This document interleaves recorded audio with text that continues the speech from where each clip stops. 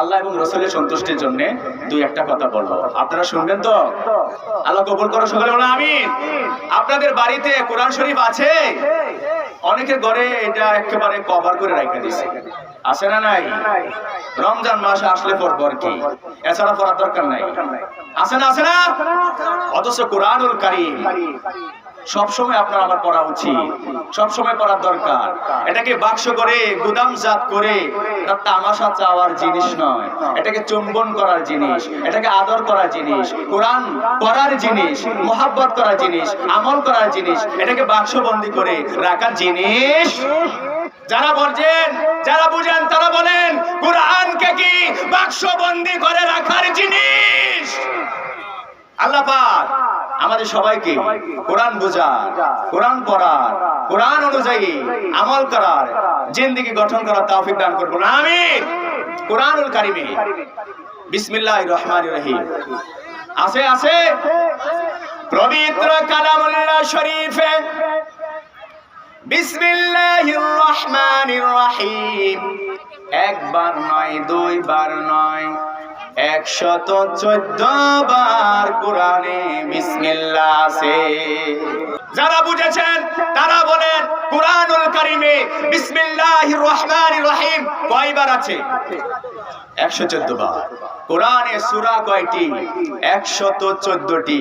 114টি সূরা আর কোরআনুল কারীমে 114 বার বিসমিল্লাহির রহমানির রহিম আছে। কিন্তু জেনে রাখেন 113টি সূরার শুরুতে বিসমিল্লাহির রহমানির রহিম লেখা, আর একটা সূরার মধ্যে নাই। কোন সূরাতে বিসমিল্লাহ নাই? সূরা তাওবাতে বিসমিল্লাহ নাই, এখানে আমার আল্লাহ তাআলা বিসমিল্লাহ বলেন নাই। আর বাকি 113 সূরার শুরুতে বিসমিল্লাহ আছে। এমনকি সূরা নামলে শুরুতে বিসমিল্লাহ আছে এবং মাঝখানেও একবার বিসমিল্লাহ আছে। তাহলে এক সূরাতে বিসমিল্লাহ দুইবার আর একটি সূরাতে বিসমিল্লাহ নাই। সেই হিসাবে হিসাব করলে কোরআনুল কারীমে 114 বার বিসমিল্লাহির রহমানির রহিম লেখা আছে, বলুন সুবহানাল্লাহ। বিসমিল্লাহির রহমানির রহিম এটা কোরআনুল কারীমের শুরুতেই সূরা ফাতিহা, সেটার আগেই আমার আল্লাহ তাআলা বিসমিল্লাহির রহমানির রহিম লিখেছেন। কেন লিখেছেন আপনারা শুনলে অবাক হয়ে যাবেন। মহান আল্লাহ পাক রব্বুল আলামিন কোরআনুল কারীমে সূরা ফাতিহার আগে বিসমিল্লাহ নাজিল করে জানিয়ে দিলেন, হে পৃথিবীর মানুষ, ঈমানদার মুমিন মুসলমানেরা, শুনে রাখো, যখন তোমরা ভালো কাজ করবা প্রতিটা ভালো কাজের আগে বিসমিল্লাহির রহমানির রহিম পড়বা। প্রতিটা ভালো কাজের আগে বিসমিল্লাহ পড়ার জন্য আমার আল্লাহ তাআলা নিয়ম জানিয়ে দিলেন। বলুন কোরআন পড়া ভালো কাজ নাকি মন্দ? এই ভালো কাজটা আমার আল্লাহ করেছেন, কোরআন লিখেছেন তিনি, আর আপনাদেরকে আমাদেরকেও জানিয়ে দিলেন যখন কোরআন শুরু করবা কোরআন পড়ার আগে বিসমিল্লাহ বলে কোরআন পড়া শুরু করবা। আমার আল্লাহ পাক রব্বুল আলামিন কোরআনুল কারীমে সবার আগে বিসমিল্লাহির রহমানির রহিম নাজিল করে বিশ্ববাসীকে জানিয়ে দিলেন, ও বিশ্ববাসী, প্রতিটা ভালো কাজের আগে তোমাদের বিসমিল্লাহ পড়ার দরকার। প্রতিটা ভালো কাজের আগে বিসমিল্লাহ পড়ার দরকার আছে না নাই? বিসমিল্লাহির রহমানির রহিম এই বিসমিল্লাহির রহমানির রহিমের মধ্যে 19টা অক্ষর আছে। যারা বুঝেন তারা বলেন বিসমিল্লাহির রহমানির রহিমের মধ্যে কয়টা অক্ষর আছে? 19টা অক্ষর আছে। আল্লাহর হাবিব পাক সাল্লাল্লাহু আলাইহি ওয়াসাল্লাম বলেছেন, যে ব্যক্তি প্রতিটা ভালো কাজের আগে বিসমিল্লাহ পড়বে, বিসমিল্লাহর সাথে মহব্বত রাখবে, বিসমিল্লাহর মধ্যে 19টা অক্ষর আছে, যে ব্যক্তি 19 অক্ষরের এই কালিমাকে গলার মালা বানাবে, প্রতি কাজের আগে বিসমিল্লাহ পড়বে, আল্লাহ তাআলা ওই বান্দাকে জাহান্নামের 19 জন ফেরেশতার শাস্তি থেকে হেফাজত করবে। অর্থাৎ এই 19 অক্ষরের কালিমা বিসমিল্লাহ যদি আপনি আমি পড়ি, জাহান্নামে যেতে হবে না, আমার আল্লাহ খুশি হয়ে আপনাকে জান্নাতি বানায়া দিবে। বলতেছিলাম বিসমিল্লাহ এমন একটা জিনিস, আমার আল্লাহর নবী বলেন বিসমিল্লাহরে মহব্বত করলে রোগ বালা বালা হয়ে যাবে। হযরত মুসা কালিমুল্লাহ একদিন পেটের ব্যথায় একেবারে তিনি এমন অস্বস্তি বোধ করতে লাগলেন, এমন সময় আল্লাহর সাথে কথা বললেন। মুসা আলাইহিস সালাম বলেন, ইয়া আমার রব্বে কারীম, আমার পেটে একটা অসুখ হয়েছে, এই রোগ সারানোর জন্য আমার কি করতে হবে? আল্লাহ পাক রব্বুল আলামিন বললেন, হে মুসা, এই রোগ থেকে যদি মুক্তি পেতে চাও, পাশের এক জঙ্গলের মধ্যে এক ধরনের গাছ আছে, আমি তোমার গাছের নমুনা শিখায়া দেই, ওই গাছ থেকে একটু পাতার রস বের করে খাও, তোমার পেটের রোগ ভালো হয়ে যাবে। হযরত মুসা আলাইহিস সালাম আল্লাহ পাকের কথা অনুযায়ী ওই জঙ্গলের মধ্যে চলে গেলেন, গিয়া ওই পাতার রস পান করলেন, সাথে সাথে পেটের ব্যথা ভালো হয়ে গেছে। কিছুদিন পর আবারও ওনার পেট ব্যথা হইল, আবারও তিনি চলে গেলেন ওই জঙ্গলের মধ্যে, গিয়া পাতার রস আবারও খেলেন, খাওয়ার পরে পেট ব্যথা আরো বেড়ে গেল। এইবার মুসা নবী অবাক হয়ে গেলেন, হে আমার আল্লাহ, কিছুদিন আগেও তো আমার পেট ব্যথা হয়েছিল, আপনি বলেছেন ওই গাছের পাতা খেলে আমার পেট ব্যথা ভালো হয়ে যাবে, খাইলাম পেট ব্যথা ভালো হয়ে গেল, আজও আমার পেট ব্যথা হলো, কিন্তু আমি যখন ওই জঙ্গলের পাতা খেলাম, কিন্তু আমার তো পেট ব্যথা আরো বেড়ে গেল, ব্যাপারটা কি? রোগ একটাই, ঔষধ একটাই, কিন্তু ওই সময় ভালো হয়েছে, এখন ভালো না হওয়ার কারণ কি? আরো তো বেড়ে গেল। আল্লাহ পাক রব্বুল আলামিন ডাক দিয়া বলে, ও মুসা কালিমুল্লাহ, তুমি যে ওই সময় ঔষধ খেয়েছিলে পেট ব্যথা ভালো হওয়ার জন্য, আমার অনুমতি নিয়ে আমি হুকুম করেছিলাম, আমি অর্ডার করেছিলাম, তারপরে তুমি পাতা খেয়েছো, ঔষধ খেয়েছো, তোমার পেট ব্যথা ভালো হয়ে গেছে, এখন যে তুমি ওই ঔষধ খাইলা, আমি তো হুকুম দেই নাই, আমি অর্ডার করি নাই, আমার অনুমতি ছাড়াই নিজে থেকে নিজে খেয়ে ফেলেছো, আমার অনুমতি না থাকার কারণে, আমার হুকুম না থাকার কারণে তোমার রোগটা আরো বেড়ে গেল। এইবার আল্লাহ পাক রব্বুল আলামিন জানিয়ে দিলেন, ও পৃথিবীর মানুষ, রোগ একটাই, ঔষধ একটাই, ভালো হতে পারতো, কিন্তু প্রথমবার ভালো হয়েছে, দ্বিতীয়বার ভালো হয় নাই। কারণটা কি? কারণটা কি? কারণটা হলো ওই বান্দা মুসা আমি আল্লাহর কাছে বলে নাই, আমি আল্লাহর কাছে না বলার কারণে একই অবস্থা। আমার নবী সাল্লাল্লাহু আলাইহি সাল্লাম বলেন, পৃথিবীর সব মানুষেরা যা কিছু ভক্ষণ করে, যা কিছু খায়, সব কিছু আমায় আল্লাহর, আমি আল্লাহর জিনিস খাই, আমি আল্লাহর জিনিস খাই। ওই বান্দার উচিত যখনই যে কোনো খাবার খাবে, ঔষধ খাক আর খাবার খাক, খাবার খাওয়ার আগে তার বান্দার উচিত আমি আল্লাহর খাবারটা যেহেতু খাচ্ছে, আমি আল্লাহর জমিনে যেহেতু বসবাস করছে, একটু বারের জন্য হইল খাবারটাকে সামনে রেখে আল্লাহর বান্দা হিসাবে বলা উচিত, হে আল্লাহ, তোমার দেওয়ার পৃথিবীর মধ্য থেকে তোমার বান্দা হইয়া তোমার দেওয়া নিয়ামত খাবার আমি ভক্ষণ করতেছি, আল্লাহ তোমার অনুমতি নিলাম, তুমি আমারে খাওয়ার মধ্যে বরকত দান করো। সুবহানাল্লাহ বলেন।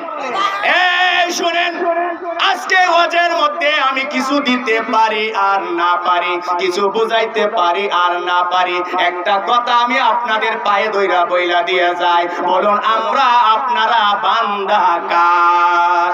যেখানে থাকি, যেই জমিনে, যেই ঘরে, সেইটা কার? আপনি আমি কার? কার খাবার খাই? একটু যদি বুঝে থাকেন, আপনাদেরকে আমি আবারও বলে দিয়ে যাই, খাবারটা খাওয়ার আগে আল্লাহর কাছে বললেন বিসমিল্লাহি ওয়ালা বারাকাতিল্লাহ। খাবার বিসমিল্লাহ পয়রা যদি খাবার খান, আমার আল্লাহ ওই খাবারের বিনিময়ে আপনার রোগ বালা মুসিবত দূর করে দিবে, অসুস্থতা কম হবে, আর খাবারের মধ্যে বরকত নাজিল হয়ে যাবে। আপনি যখন খাবার শুরু করবেন, এত মজার মজার আপনার প্লেটের মধ্যে, আপনার সামনে এত খাবার খাচ্ছি, বিরিয়ানি লাগছে, এই সেই কত রকমের রঙের রঙের খাবার, আরে জিহ্বায় পানি চলে আসলো, চোখ জলসায়া গেল, এত খাবার খাওয়ার আগে বিসমিল্লাহ কইতে আর মনে নাই, এমন খাওয়া হয়ে গেছেন, এমন পেটের মধ্যে টান, এমন মুখের মধ্যে জিহ্বার মধ্যে রসায়া হইরা জায়গা, এই জন্য বিসমিল্লাহ কইতে আর মনে থাকে না। এমন মুসলমান আছে না নাই? এই মুসলমান হইলে এই ভুলটা করা যাবে না, এই ভুলটা করা যাবে না, এই ভুলটা কখনো ইমানদার মুমিন মুসলমানে করতে পারে না, করতে পারে না, কারণ সে তো আল্লাহর বান্দা, আল্লাহর দেওয়া রিজিকই তো সে খাচ্ছে, বলেন সুবহানাল্লাহ। এই বন্ধুরা, কিন্তু কি আর করা, তাড়াহুড়ার কারণে, ভুলের কারণে বান্দা বিসমিল্লাহ পড়তে ভুইলা গেছে, এখন কি করবে, কি করবে? আল্লাহর নবী সাল্লাল্লাহু আলাইহি সাল্লাম বলেন, এই পৃথিবীর মানুষ, খাবারের আগে যদি বিসমিল্লাহ বলতে ভুইলা যাও, মাঝখানে যদি মনে হয়, তাহলে পড়বা বিসমিল্লাহি আউয়ালাহু ওয়া আখিরা। খাবারের মাঝখানে এইটা পড়লেও আমার আল্লাহ খুশি হয়ে যাবে। আর শয়তান যে তোমার সাথে খাবার শুরু করেছিল, শয়তান খাওয়া বন্ধ করে চলে যাবে, এবং যে খাবারটা খেয়ে ফেলেছিল ওই খাবার বমি করে ফেলে দিবে, বলুন সুবহানাল্লাহ।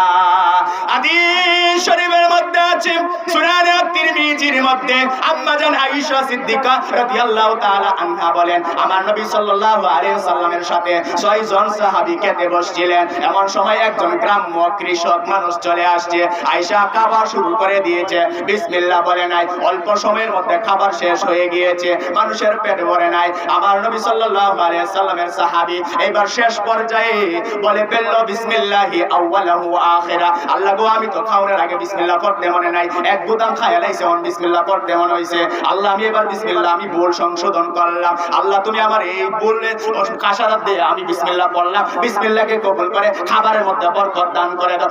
এই বান্দা যখন বিসমিল্লাহ পড়লো, এবার একটু পরে আমার নবী সাল্লাল্লাহু আলাইহি ওয়াসাল্লাম মুস্কি হাসি দিলেন। সাহাবীরা বলে, ইয়া রাসূলুল্লাহ, নবী গো, আপনি মুস্কি হাসি দিলেন কেন? আমার নবী বলেন, ও সাহাবীরা, তোমরা যখন 6 জনে খেতে বসছো, খাবার খেতেছিলে বিসমিল্লাহ বলে, ওই গ্রামের কৃষক মানুষটা তো মনে নাই, তারা পুরা কষ্ট করে আসছে, খিদা লেগেছে, বিসমিল্লাহ না বলার কারণে তার সাথে শয়তানও খেতে বসেছে, শয়তান বসার কারণে তোমাদের এই খাবারের মধ্যে বরকত নষ্ট হয়ে গেছে, আর কোনো বরকত নাই, শয়তান খাচ্ছে, তোমাদের খিদা নিবারণ হওয়ার আগে খাবার শেষ হয়ে গেছে, কারণ ওই খাবারের মধ্যে বরকত নাই। আমার ওই গ্রাম্য বেদুইন সাহাবী যখন মনে পড়ে গেল তার ভুল হয়েছে, বিসমিল্লাহ বলছে, সাথে সাথে শয়তান যে খাবারটা খেয়েছিল ওই খাবার বমি করে ফেলে দিয়েছে।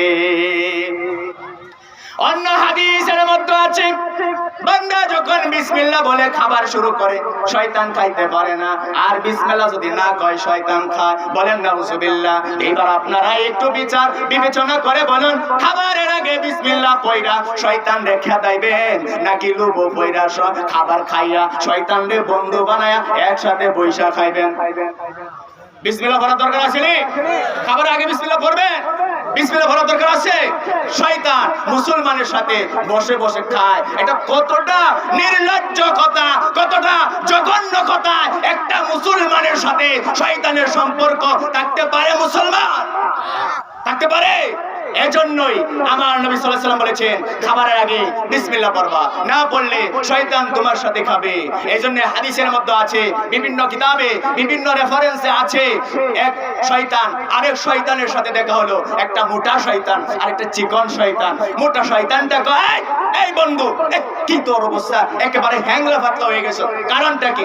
এইবার হ্যাংলা পাতলা শয়তান ডাক দিয়া বলে, এ বন্ধু রে, আমি এমন একটা ঘরের মধ্যে বসবাস করি, যেই ঘরের ফুলাফাইন পর্যন্ত খাবারের আগে বিসমিল্লাহ কয়, ঘরের বেডি বিসমিল্লাহ কয়, ঘরের বেড়ায় বিসমিল্লাহ কয়, যখন এই কাজ করে বেডি বিসমিল্লাহ কয়, চাউল ধুইলে বিসমিল্লাহ পড়ে, ডেক বসাইলে বিসমিল্লাহ পড়ে, ঘর ঝাড়ু দিলে বিসমিল্লাহ পড়ে, যখন এই যে কাজটাই করে ওই কাজের আগে বিসমিল্লাহ পড়ে। বিসমিল্লাহ পড়ার কারণে, এই ঘরের মানুষের কারণে বিসমিল্লাহ পড়ে। আমার নবী বলেছেন, যারা বিসমিল্লাহ পড়ে ওই খাবারে ও শয়তান মুখ দিতে পারে না, ওই মানুষের সাথে শয়তান খেতে পারে না।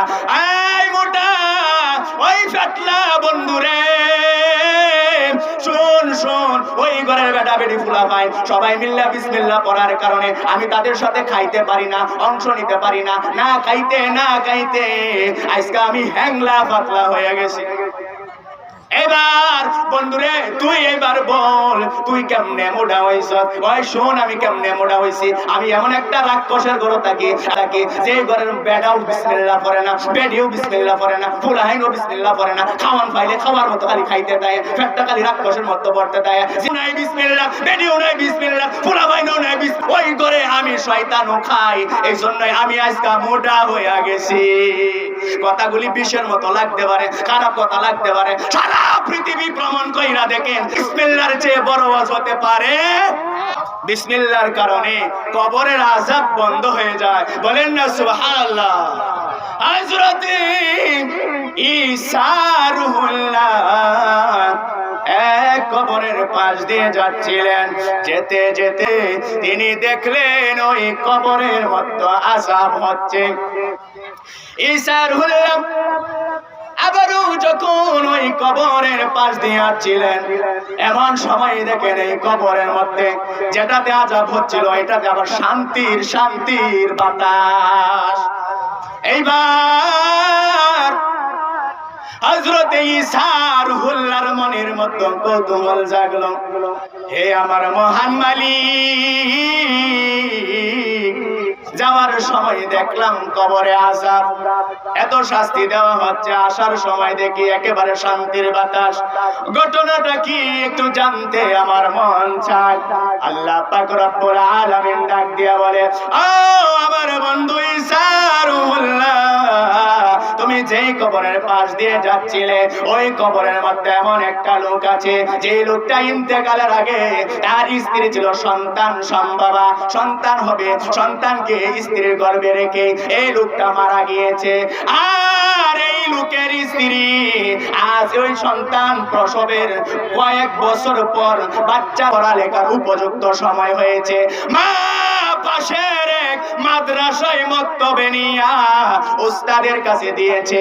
আজকে উস্তাদ ওই কবরবাসী যাকে আযাব দেওয়া হচ্ছে তার সন্তানটাকে আজকে সবক দিয়েছে। প্রথম সবক হইল, সবাই আমার সাথে সাথে আওয়াজ করে বলুন, বিসমিল্লাহির রাহমানির রাহিম। শুনে রাখো, এই যে কবরবাসীর ছেলেটা প্রথম সবকে বিসমিল্লাহির রাহমানির রহিম পড়েছে। বিসমিল্লাহর মধ্যে আমি আল্লাহর তিনটা নাম আছে, এক নাম্বার হলো আল্লাহ, দুই নাম্বার রহমান, তিন নাম্বার রহিম।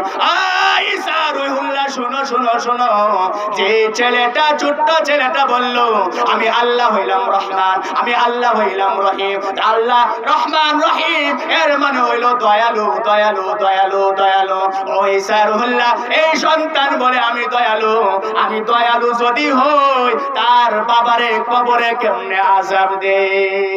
দয়াল কথায় কামে যদি মিল না থাকে তাইলে কেমন দয়াল? সন্তান বলল আমাকে দয়াল, আর সন্তানের বাপকে আমি কবরে আযাব দিচ্ছি।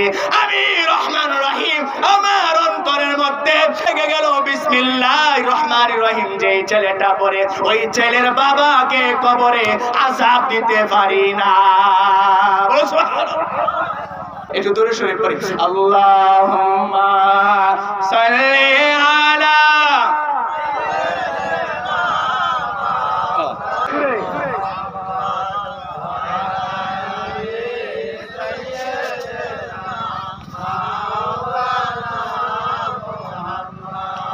দিবানিশি চাই নয়নে দেখিতে তোমার মায়ার মুখ, জীবনের দুঃখ বলতে আমায় দেন না গো হাবিবাল্লাহ। আল্লাহুম্মা সাল্লি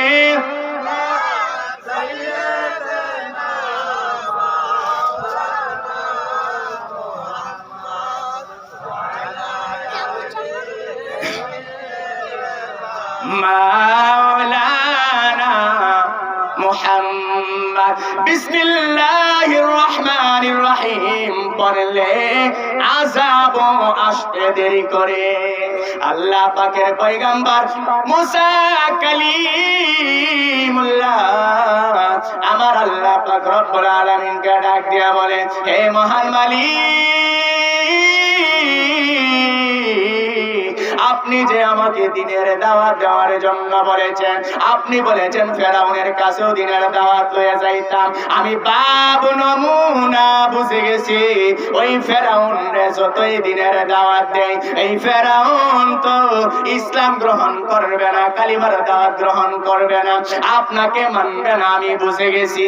ও রহমান, ও রব্বে কারীম, আমি মুসা আপনার বন্ধু হইয়া আপনার কাছে বলে দিলাম, আপনি ফেরাউনরে আযাব গজব দিয়া ধ্বংস কইরা দেন। এভাবে অনেকবার বলার পরেও ফেরাউনের উপর কোনো গজব আসে না। এবার হযরতে মুসা কালিমুল্লাহ ডাক দিয়া বলে, হে আমার আল্লাহ, বারবার ফেরাউনের কাছে দাওয়াত নিতে বলেন, আমি তারে দাওয়াত দেই, কিন্তু সব সময় সে আমাকে অপমান করে, কোনোবারে সে ইসলাম মানে না, ঈমান মানে না, কালিমা মানে না, আমাকে মানে না, আরো বরঞ্চ অপমান করে। আমি আপনাকে বারবার বলেছি গজব দেওয়ার জন্য, কিন্তু গজব দেন না, কারণটা কি একটু জানতে চাই। আল্লাহ ডাক দিয়া বলে, ও মুসা কালিমুল্লাহ, আমি কেন আযাব দেই না সেটা যদি জানতে চাও, তাহলে তুমি ফেরাউনের বাড়িতে চলে যাও। ফেরাউনের বাড়িতে হযরতে মুসা কালিমুল্লাহ আলাইহিস সালাতু ওয়াস সালাম চলে গেলেন। সেখানে যাওয়ার পর আল্লাহ বলেন, ও মুসা কালিমুল্লাহ, আপনি ফেরাউনের বাড়ির রাজদরবারের গেটের মধ্যে তাকান। এইবার মুসা কালিমুল্লাহ রাজদরবারের গেটের মধ্যে তাকালেন। আল্লাহ ডাক দিয়া বলে, ও মুসা কালিমুল্লাহ, ফেরাউনের গেটের মধ্যে আপনি কি দেখতে পান? এইবার মুসা কালিমুল্লাহ বলে, আমি ফেরাউনের গেটের মধ্যে দেখতে পেলাম লেখা আছে বিসমিল্লাহির রহমানির রহিম। আল্লাহ ডাক দিয়া বলে, ও মুসা কালিমুল্লাহ, তুমি বলেছো তাকে আযাব দেওয়ার জন্য, আমি তো কোন সময় নবীদের দোয়াকে আমি খালি ফেরাই না। নবীরা যে দোয়া করে আমি তা দোয়া কবুল করি, কিন্তু দেখো দেখো দেখো, আমি বারবার চেষ্টা করেছি তাকে শাস্তি দেওয়ার জন্য। যখনই দেখলাম তার বাড়ির গেটের মধ্যে আমি রহমান রহিম লেখা রয়েছে, ওই বিসমিল্লাহর বরকতে আমি ফেরাউন এত বড় পাপিষ্টেরও আযাব দেই না। আল্লাহ ডাক দিয়া বলে, ও মুসা, যেই দোয়া করে নবীরা আমি তো দোয়া কবুল করি, কিন্তু শুনে রাখো তোমার দোয়াও কবুল করলাম। ওই ফেরাউন যখন বাড়ি থেকে বাহির হইবে, আমি ওই নদীর মধ্যে নিয়ে ডুবায়া সুবায়া পানি খাওয়ায়া মাটি খাওয়ায়া বালু খাওয়ায়া তারে মারবো। সেই নবীর মহব্বতে প্রতিটা কাজের শুরুতে নবীর হাদিসের অনুযায়ী আমাদের বিসমিল্লাহ পড়ার দরকার আছে না নাই? তাহলে ফেরাউনে এত বড় একটা পাপিষ্ট, ওই পাপীর বাড়ির সামনে বিসমিল্লাহ লেখার কারণে যদি তার উপর গজব না আসে, আপনি মুমিন মুসলমান, আপনার আমার অন্তরে যদি বিসমিল্লাহ অঙ্কন করে দেই, প্রতি কাজের আগে যদি বিসমিল্লাহ পড়ি, আমাদের বাড়ির গেটেও আমাদের বাড়িতেও যদি বিসমিল্লাহ লেখা কাগজ যদি লটকিয়ে রাখি আর বিসমিল্লাহর আমল প্রতি ভালো কাজের আগে পড়ি, আপনারও আমারও গজব আসবে না। আমার আল্লাহ তাআলা বিসমিল্লাহর বরকতে সমস্ত পাপ মাফ করে জান্নাতি বানায় দিবে। বলতেছিলাম বিসমিল্লাহির রহমানির রহিম, আপনি যদি প্রতিটা কাজের আগে পড়েন আমার আল্লাহ খুশি হয়ে যাবে। আমার আল্লাহ তাআলা বন্ধুকে জানিয়ে দিলেন, হে বন্ধু, আপনি আপনার উম্মতকে জানিয়ে দিন, সে যখন ঘর থেকে বের হবে সে যেন পড়ে বিসমিল্লাহি তাওয়াক্কালতু আলাল্লাহ। হে বন্ধু, আপনি পৃথিবীবাসীকে জানিয়ে দিন, বান্দা যখন ঘর থেকে বের হবে সে যেন আমি আল্লাহর কাছে বলে বের হয়। বলুন সুবহানাল্লাহ। বান্দা যখন ঘর থেকে বিসমিল্লাহ বলে বের হবে, আল্লাহ বলে, হে বান্দা, তুমি আমার কাছে বলে বের হয়েছো, আমি তো তোমার মালিক, তুমি তো আমার বান্দা, তুমি যেহেতু স্বীকৃতি দিয়েছো আমি আল্লাহকে মালিক মেনেছো, আমি আল্লাহর কাছে বলে ঘর থেকে বের হয়েছে। শুনে রাখ, আমার আল্লাহ তার বন্ধুর মাধ্যমে পৃথিবীবাসীকে জানিয়ে দিলেন, বান্দা যখন বিসমিল্লাহ বলে বের হয় আল্লাহ তাআলার জিম্মায় চলে যায়। আল্লাহ বলেন, হে বান্দা, তুই যে কাজে যাবি, ব্যবসা খুলবি, বিসমিল্লাহ বলে, কাজ করবি বিসমিল্লাহ বললে, গাড়িতে উঠলে বিসমিল্লাহ বললে, যখন যেতাই গেলি প্রতি কাজে বিসমিল্লাহ পড়লে আমি আল্লাহ তাআলা তোর প্রতিটা কাজে বরকত দিয়ে ভরে দিই। ঘর থেকে বাইরে এলে বিসমিল্লাহ পড়বেন, ঘরে ঢুকলে বিসমিল্লাহ পড়বেন, ব্যবসায় গেলে বিসমিল্লাহ পড়বেন, মাছ ধরতে গেলে বিসমিল্লাহ পড়বেন, ঘরে মা বোনেরা মহিলারা যখন রান্না করে বিসমিল্লাহ পড়ার দরকার আছে, ঘরে ঝাড়ু দেওয়ার সময় বিসমিল্লাহ পড়ার দরকার আছে। এভাবে প্রতিটা কাজে কাজে কাজে কাজে প্রত্যেকটা সময় আপনি একটু দাঁড়াবেন, একটু আল্লাহর কাছে বলবেন, তারপরে বের হবেন। নষ্ট হয়ে গেছে, কোনো কাজে আল্লাহর কাছে বলতে চায় না। সে যখন যা মন চায়, যা করতে মন চায়, যা খাইতে মন চায়, সব সময় নিজের কথা মতো চলে। বলে নিজের কথায় চলবো না আল্লাহর কথা। ঘর থেকে বের হয়েছেন আপনি পড়বেন বিসমিল্লাহি তাওয়াক্কালতু আলাল্লাহ। আবার যখন আপনি ঘরের মধ্যে ঢুকবেন আপনি পড়বেন বিসমিল্লাহির রহমানির রহিম। আমার আল্লাহ তাআলা তার বন্ধুকে জানিয়ে দিলেন, হে আমার বন্ধু আপনি জানিয়ে দেন যারা বিসমিল্লাহ বলে ঘরের মধ্যে ঢুকবে ওই ঘরের মধ্যে শয়তান ঢুকতে পারে না। হাদিস সাক্ষী, বান্দা যখন ঘরের মধ্যে ঢুকলো কিন্তু সে বিসমিল্লাহ পড়ল না, একদল শয়তান আরে একদল শয়তানের ডাক দিয়ে বলে, এই বন্ধু বান্ধবেরা শোনো শোনো শোনো, এই যে আজকা ঘরটার মধ্যে যে লোকটা ঢুকছে সে তো আজকা বিসমিল্লাহ পড়ে নাই, আসো সবাই চলে আসো, তার ঘরের মধ্যে আজকে আমরা থাকবো, মজা মাস্তি করবো। বলুন নাউজুবিল্লাহ। হাদিসের কথা। এবার শয়তান সব বন্ধু বান্ধবের ডাইকা ঘরের মধ্যে নিয়ে আসে মজা মাস্তি করার জন্য। এবার যখন রাত্র হয়ে যায়, এই রাত্রে খাবারও শুরু হয়ে যায়, যদি বিসমিল্লাহ না বলে শয়তান তার ছেলেবেলারা ডাক দিয়ে বলে, এই বন্ধু বান্ধবরা কোথায় আছো, কে আছো কোথায়, তাড়াতাড়ি চলে আসো। এই যে খাবার খেতে বসেছে ঘরের মধ্যে ঢুকলো, বিসমিল্লাহ পড়ে নাই, আসার জায়গা করে দিলাম, টাকার ব্যবস্থা করে দিলাম, এখন খেতে বসেছে বিসমিল্লাহ পড়ে নাই, তার সাথে এবার খাইবা। বলেন নাউজুবিল্লাহ। শয়তান একটা আরেকটা ডাক দিয়ে বলে, বন্ধু আজকাল কোনো টেনশন নাই, আজকাল রাত্রে তোকে থাকারও জায়গা হয়ে গেছে, খাবারেরও জায়গা হয়ে গেছে, একটু আওয়াজ করে বলা যাবে নাউজুবিল্লাহ? কিতা মিলে ঘটনা মিলেনি? গড় কি ধরেন খালি উত্তরে খালি ঢুকে খালি উঠতে পারেন কি? এখন দেখতেছেন ঘটনাটা কোন দিকে যাইতেছে। কেন লাগে নামাজও মজা লাগে না, নামাজও যাইতে মন চায় না, কেন লাগে খাবারে বরকত নাই, সংসারে উন্নতি নাই, সংসারে শান্তি নাই, ছেলে মা বাবার কথা শুনে না, মা বাবা ছেলেদেরকে দায়িত্বে আয়ত্তে রাখতে পারে না। কেন কেন? এবার ঔষধটা আপনারা বুঝতে পাইছেন নি? হ্যাঁ, টাকার জায়গা ঘরে কারে কইরা দিলে, কারে লয়ে আপনি শুইলে, একটু ভাবেন কেমনে শান্তি হইব, কেমনে বরকত হইব, কেমনে কোন সংসারে উন্নতি নাই, কেমনে কোন বরকত নাই। আপনার আমার তো আরো গজবনের দরকার, ঠিক না বেঠি? কিন্তু আল্লাহ দয়ালু, দয়া করছে বিদায় আজকে আমরা এত শান্তি দেখাইতে পারতেছি। এইবার প্রকান্তরে যে বান্দা এবার রাত্রের বেলায় ব্যবসা বাণিজ্য কাজ কর্ম ছেড়ে দিয়া ঘরের দরজায় গিয়া নক করলো, ভিতর থেকে স্ত্রী বিসমিল্লাহ বইলা ঘরের দরজাটা খুললো।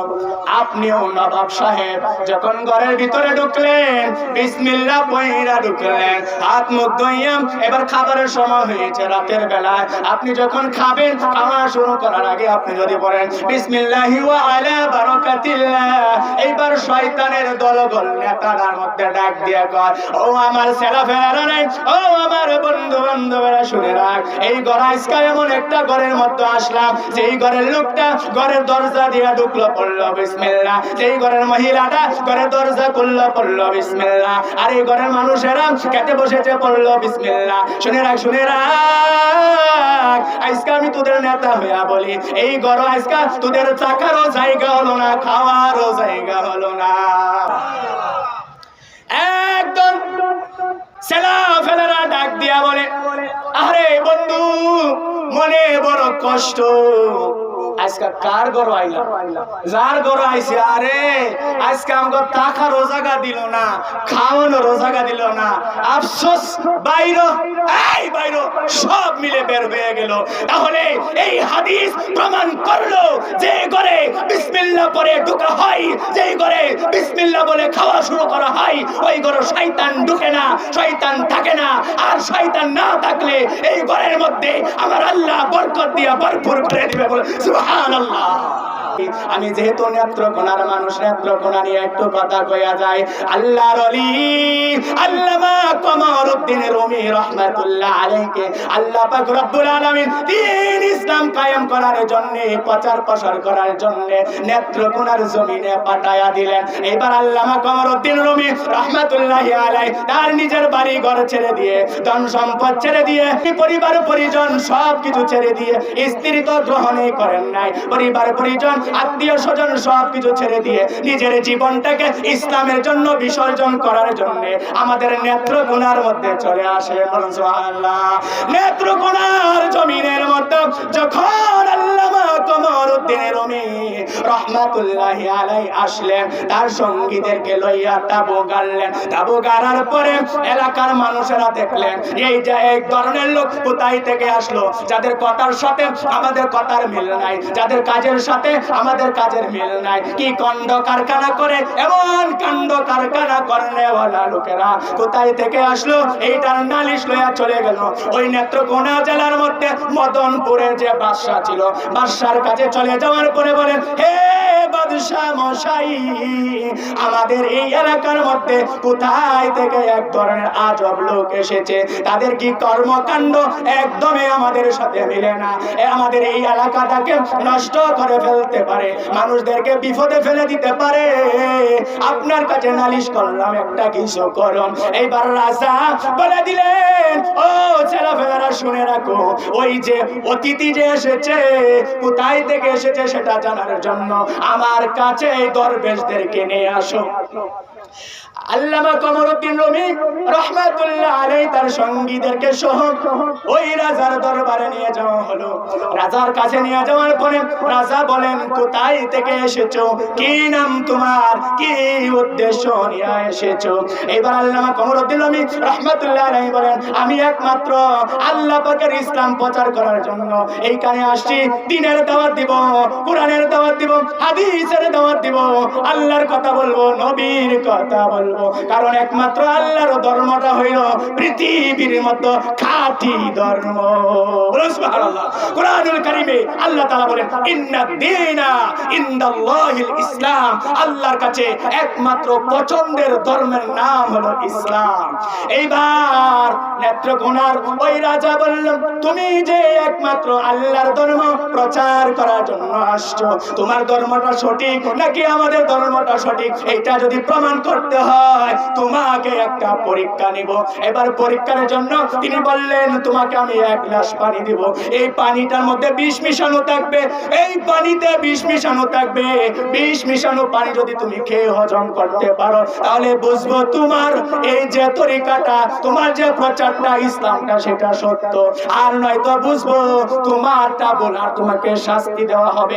আমি কথাগুলি শেষ করে দিচ্ছি, এমন সময় আল্লামা কমরউদ্দিন রুমি রাহমাতুল্লাহ আলাইহি বলেন, ঠিক আছে আমাকে পরীক্ষা করা হোক। ওই কানকার রাজা এক গ্লাস পানির মধ্যে বিষ মিশিয়ে দিলেন, আর আল্লামা কমরউদ্দিন রুমি রাহমাতুল্লাহ আলাইহি ওই এক গ্লাস পানি বিসমিল্লাহ বলে খাইলেন, সাথে সাথে পানি পান করা হয়ে গেছে, কিন্তু পানির মধ্যে যে বিষ ছিল এই বিষের কোনো প্রতিক্রিয়া হয়নি। বলেন সুবহানাল্লাহ।